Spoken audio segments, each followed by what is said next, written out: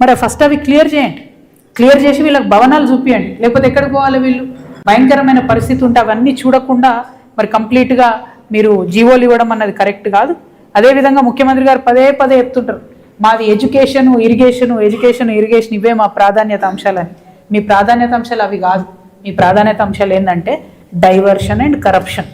ఎవరన్నా ఏదైనా గట్టిగా మాట్లాడితే డైవర్ట్ చేయాలి ఇష్యూ. ఏం చేయాలి? అయితే కేసీఆర్ని తిట్టాలి, లేకపోతే కిషన్ రెడ్డిని తిట్టాలి, లేకపోతే బ్యాంకు పోతే చెప్పులు దొంగలాగా చూస్తున్నారు అనాలి, ఏదో ఒకటి మాట్లాడాలి, ఆ మందం పూట జరిపేసేయాలి.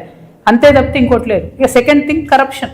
Your politics mister CM is just diversion and corruption, nothing else. మీ సొంత మహబూబ్ నగర్ జిల్లాకు కూడా, ఉమ్మడి మహబూబ్ నగర్ జిల్లాకు కూడా మీరేం చేయడం లేదు. ఇది కరెక్ట్ కాదు. విద్యాశాఖ మంత్రిగా మీరు ఉన్నారు కాబట్టి మరింత బాధ్యత ఉన్నది. ప్రత్యేకించి దృష్టి గద్వాల జిల్లా మీద పెట్టాలని చెప్పి నేను ముఖ్యమంత్రి గారిని డిమాండ్ చేస్తూ ఉన్నాను.